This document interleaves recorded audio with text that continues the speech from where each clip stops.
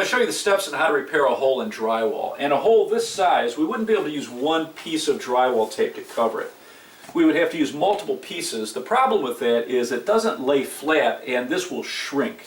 So what I prefer on a hole this size is some type of perforated patch. So whether it's a laminated material like this or metal, what's nice about this is we're going to put about 1/8 of an inch of compound on the back of our patch, and we're going to put that over the hole, and that compound is going to grab onto the drywall, it's going to fill the hole, and as we cover this, it's going to make a very solid structural patch.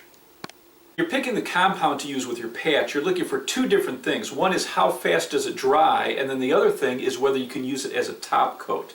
So this vinyl spackle is real nice. I'm going to use this for the first 2 coats because it dries in about 30 minutes depending on the temperature and the humidity.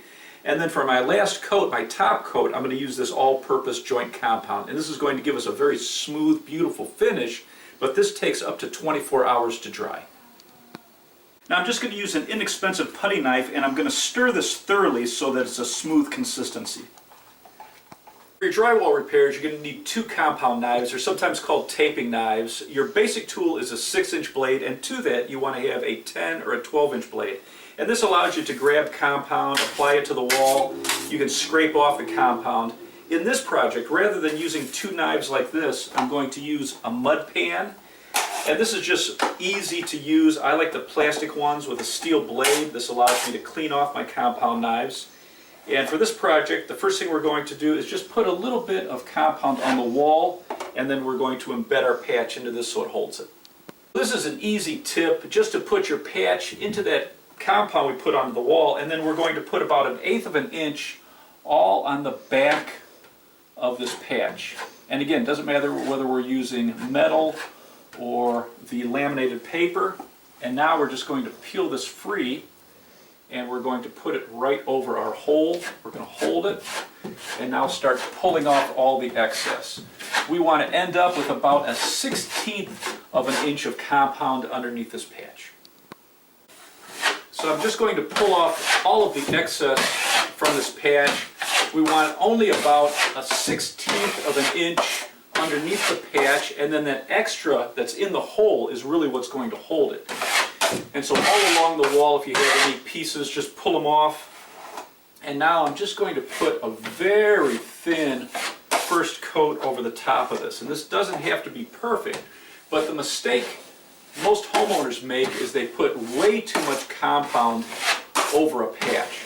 And we're just going to work this until it looks smooth.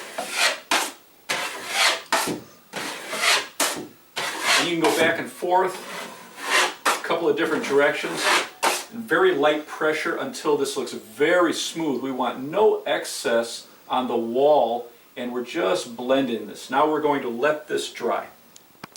As it's drying, I'm just going to take all the excess compound out of my pan and get it back into my container, and then what I'll do is I'll use running water and I'll clean off the pan and my blades thoroughly so that we don't have anything drying on our tools. Once your first coat is dry, I'm just going to take my compound knife and lightly run over the top of it and just knock off any particles or imperfections, and then we can take a damp sponge and just make sure that everything's smooth, and that way we're not creating any sanding dust. The second coat of compound, we're going to use our 10 or 12-inch knife, and we're just going to pull the compound at least 2 inches past that last compound and just put a very thin coat. Just pull it a couple different directions. If you have any imperfections, just go back over it.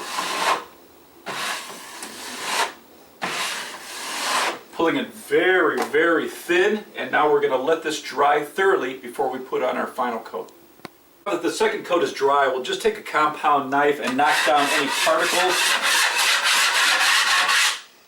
And then with our damp sponge, we're going to smooth out any knife marks or imperfections.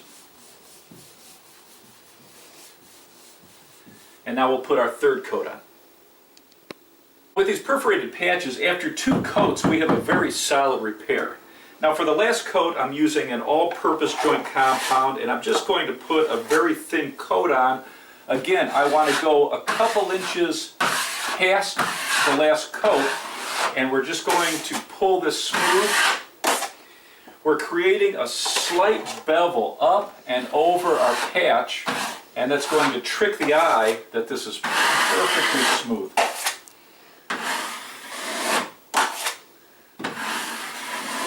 And I just have light pressure.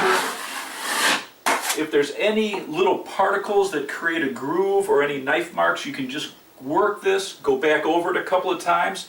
Now we're going to let this dry. If we have to touch it with a damp sponge just to smooth it, but that's all there is to repairing a hole in drywall.